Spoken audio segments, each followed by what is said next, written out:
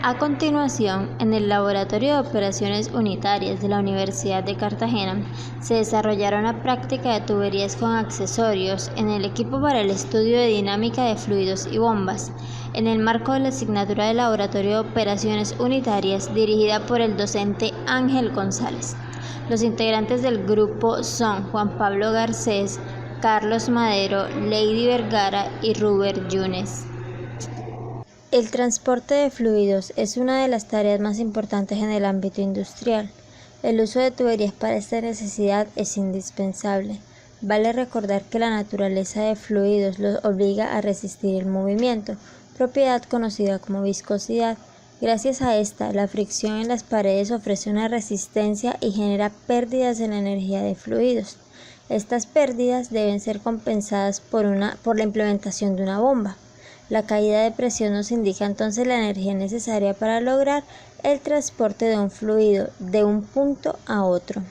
La ecuación de energía de un fluido unidimensional en términos de carga es la siguiente, donde H sub B es la carga de bombas útil entregada al fluido, H sub T es la carga de turbinas extraída del fluido, H sub L vienen a ser entonces las pérdidas de carga irreversible entre la sección a analizar. B corresponde a las velocidades promedio de un punto inicial a un punto final del tramo de tubería que se analiza. Alfa son factores de correlación de energía cinética para las secciones analizadas y Z son las cargas por elevación. Si el tramo de flujo es horizontal, no existen efectos hidrostáticos o de gravedad. Además, el tramo de flujo no incluye algún dispositivo que conduzca o consuma trabajo, como una bomba o una tubería. Por ello, la pérdida de carga para bombas y tuberías será igual a cero. Asimismo, el área de sección transversal del tramo de flujo es constante y por lo tanto la velocidad de flujo promedia también lo será. Y los perfiles de velocidad del tramo tendrán la misma forma. Por estas razones, la ecuación de energía queda resumida como sigue. Ahora, la caída de presión será igual a la densidad por la gravedad por las pérdidas irreversibles totales.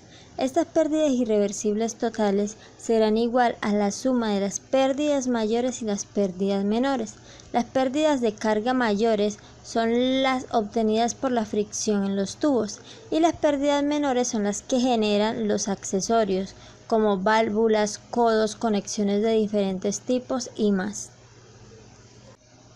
Las pérdidas mayores relacionan el diámetro y la longitud de la tubería y F, que es el factor de fricción de Danzig, junto a la velocidad promedio y la gravedad. Mientras que para pérdidas menores es la relación entre KL, que es el coeficiente de pérdida, diferente para cada uno de los accesorios que se encuentran en la literatura, la velocidad de flujo promedio y la gravedad. Para el desarrollo de esta práctica solamente se tendrá en cuenta las pérdidas con accesorios, es decir, las pérdidas menores. Por lo tanto, las pérdidas mayores serán igual a cero y nuestra ecuación para caída de presión queda así. Finalmente, para obtener la velocidad de flujo promedio, se hace la división entre el caudal, que es el parámetro que vamos a variar en la práctica, sobre el área transversal del tubo, que no es más que pi² por diámetro al cuadrado. El equipo para el estudio de dinámica de fluidos y bombas es una unidad piloto completamente equipada a escala laboratorio. La estructura es en aluminio reforzado, cuenta con ruedas. El largo de esta es de 280 centímetros, con una profundidad de 80 centímetros y una altura de 190 centímetros. Tiene una unidad de procesos y un gabinete de control que se encuentran interconectados. Además, en este equipo podemos encontrar válvulas, tuberías y accesorios en PVC cédula 80 tipo industrial. En la parte inferior un tanque de alimentación de 100 litros en HDPM, que es polietileno de alta densidad, 2 bombas centrífugas para ensayos en serie y paralelos. El sistema cuenta con diferentes diámetros de tubería, de media pulgada, de 3/4, 1 y 1/4 de pulgadas. Para diferentes estudios como caída de presión, número de Reynolds, factor de fricción y demás, el equipo cuenta con una configuración donde se evidencian reducciones y ensanchamiento de diámetros, arreglos de codos, divisores T y Y, válvulas de diferentes tipos. Algunas válvulas son de bronce. Además, regulación de flujo laminar en bronce y diferentes arreglos para definir diferentes longitudes en el análisis. También se pueden encontrar en el equipo manovacuómetros y manómetros rellenos de glicerina con conexiones en acero inoxidable.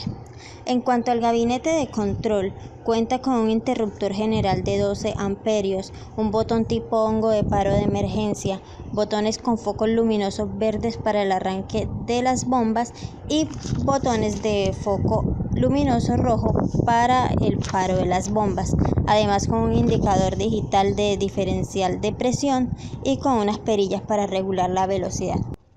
En cuanto a aspectos de seguridad, se debe drenar el sistema de tubos, asegurarse que los frenos estén puestos en las llantas, las válvulas de muestreo deben estar cerradas para evitar derrames, el tanque de alimentación debe tener un nivel adecuado de agua, nunca debe quedar sin este líquido, la válvula de diafragma siempre abierta para asegurar la alimentación, se debe hacer un recorrido por todo el sistema antes de desarrollar una práctica y verificar que el arreglo se encuentre de manera adecuada para la práctica que se desea realizar. Otro aspecto importante en este equipo es el mantenimiento y limpieza. Se debe limpiar el equipo al finalizar una práctica. La limpieza se considera sencilla. En la parte exterior se hace con un trapo húmedo, generalmente para remover el polvo. No se deben utilizar solventes. Para el gabinete de control se debe asegurar primero que no se encuentre energizado y todos los interruptores deben estar en modo off. Si las válvulas llevan un mes sin ser utilizadas, se debe purgar el equipo. Si llevan más tiempo, lo más conveniente es llamar al proveedor.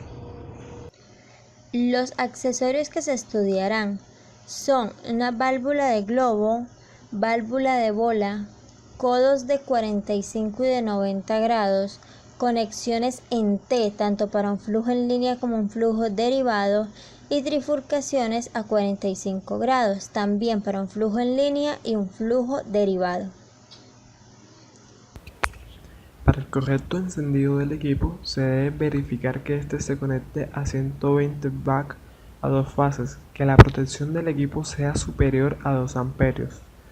También se debe verificar que el tanque de alimentación se encuentra a más de la mitad de su capacidad y comprobar que la válvula de descarga del tanque esté cerrada, al igual que las válvulas de 1/4 de pulgada para la toma de presión diferencial. Por último, nos aseguramos que el botón tipo hongo de paro de emergencia no esté presionado y que las perillas reguladoras de velocidad de los motores se encuentren en cero. Luego, colocar el interruptor general en la posición ON y poner en marcha el equipo presionando los botones verdes. Para el desarrollo de esta práctica, primero se verifica el correcto funcionamiento del sistema de tubería y se pondrá en marcha el equipo siguiendo las indicaciones del manual. Luego, abriremos todas las válvulas para favorecer la salida del aire contenido en el sistema de tuberías. Siguiendo a esto, definiremos la configuración a trabajar y se cerrarán las válvulas para limitar el flujo de agua a la sección de tubería de interés. En este caso fue de la tubería con accesorios. Luego conectaremos accesorio por accesorio de la sección de tubería al sistema de medición de caída de presión por medio de dos mangueras pequeñas, una al inicio y una al final del accesorio en cuestión. Se espera hasta que el sistema se estabilice y se registrarán los datos. Para el estudio de cada accesorio de varío de flujo de entrada se tomarán 5 caudales diferentes. Dale.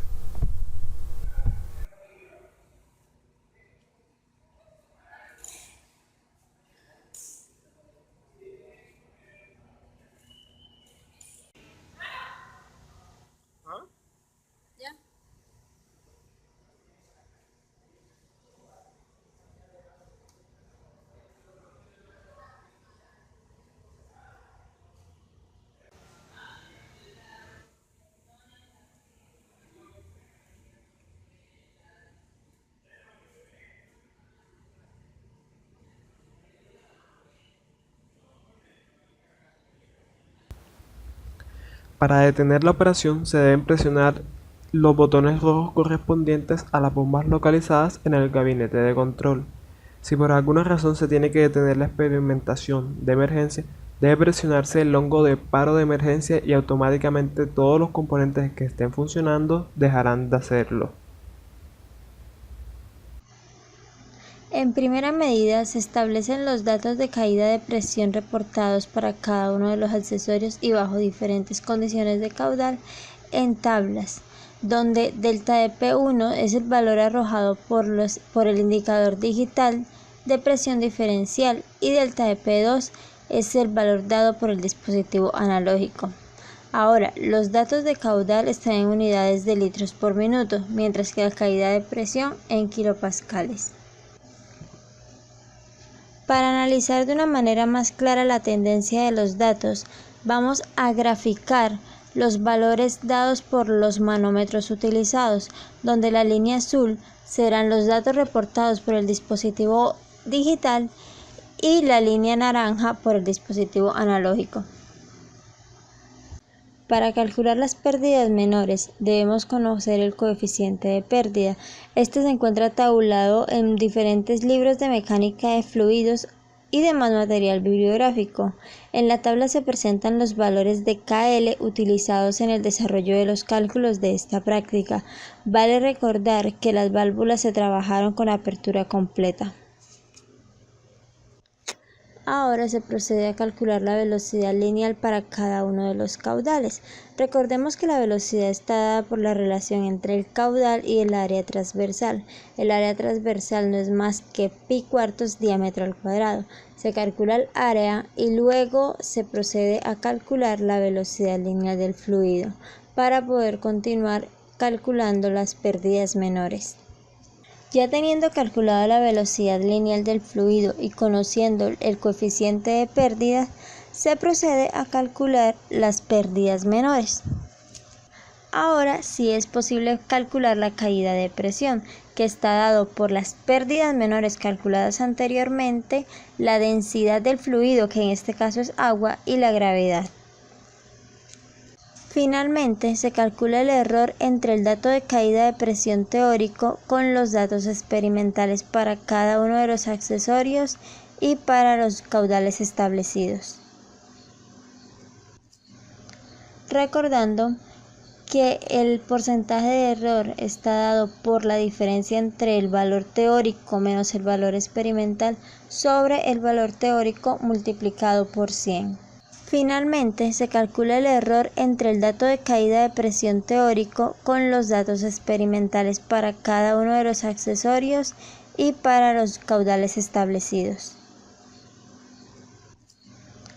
Recordando que el porcentaje de error está dado por la diferencia entre el valor teórico menos el valor experimental sobre el valor teórico multiplicado por 100. Las gráficas presentadas muestran la tendencia de los valores experimentales y el valor de caída de presión teórico. Es notorio que para las válvulas de bola y de globo y las conexiones en TED, la caída de presión teórica es considerablemente superior con respecto a los valores obtenidos en la práctica. En el caso de los codos, tienen caídas de presión teórica muy cercanos y en algunos casos intermedios a los datos experimentales. Y las bifurcaciones, el valor teórico está por debajo del valor experimental. La gráfica que se presenta recopila la caída de presión de cada uno de los accesorios y para cada caudal estudiado. Es evidente que los codos presentan la caída de presión más baja y la válvula globo la caída de presión más alta, lo cual es razonable teniendo en cuenta que los codos, en especial el de 45 grados, tiene el coeficiente de pérdida de menor valor y la válvula globo el coeficiente de pérdida de mayor valor. También vale resaltar que para todos los accesorios estudiados se cumple que a medida que aumenta el caudal, también aumenta la caída de presión y de manera proporcional. A partir de la práctica desarrollada se pueden llegar a las siguientes conclusiones. Primero, los accesorios en una tubería son parte importante del transporte de fluido. Esto permite controlar en gran medida este movimiento, pero su uso conlleva a ciertas pérdidas de energía que deben ser tenidas en cuenta y cuantificadas de la manera más precisa posible. Segundo, los medidores de presión en pérdidas menores deben ser muy precisos para registrar variaciones menores. Y por último, la caída de presión es directamente proporcional al caudal suministrado al sistema.